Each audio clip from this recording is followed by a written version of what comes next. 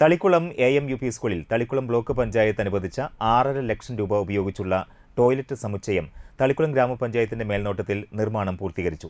Block panchayat president KC Prasad ഉദ്ഘാടനം ചെയ്തു. തളിക്കുളം ഗ്രാമപഞ്ചായത്ത് പ്രസിഡന്റ് PI സജിത അധ്യക്ഷത വഹിച്ചു.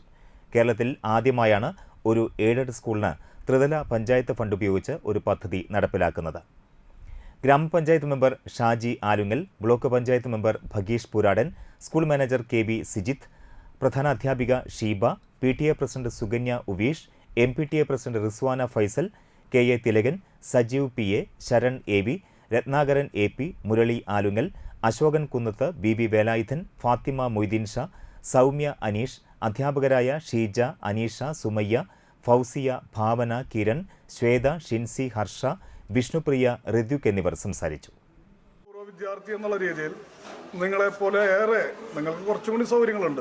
ഞങ്ങൾ പഠിക്കുന്ന കാലഘട്ടത്തിലൊന്നും എല്ലാ സ്കൂളും, ഈ സ്കൂൾ മാത്രമല്ല, ഒരുപാട് പരിമിതിക്കകത്ത് നിന്നുകൊണ്ട് ഒരുപാട് പ്രയാസങ്ങൾ സഹിച്ചാണ് കലാലയത്തിനകത്ത് ഞങ്ങളൊക്കെ പഠിക്കാൻ വന്നിരുന്നത്. ഇവിടെ ഒരു ഇഷ്ടിക മറച്ചിട്ടുള്ള ഒരു ചെറിയ സംവിധാനം ഉണ്ടായിരുന്നു. അവിടെ നിന്ന് ആരും പോകില്ല.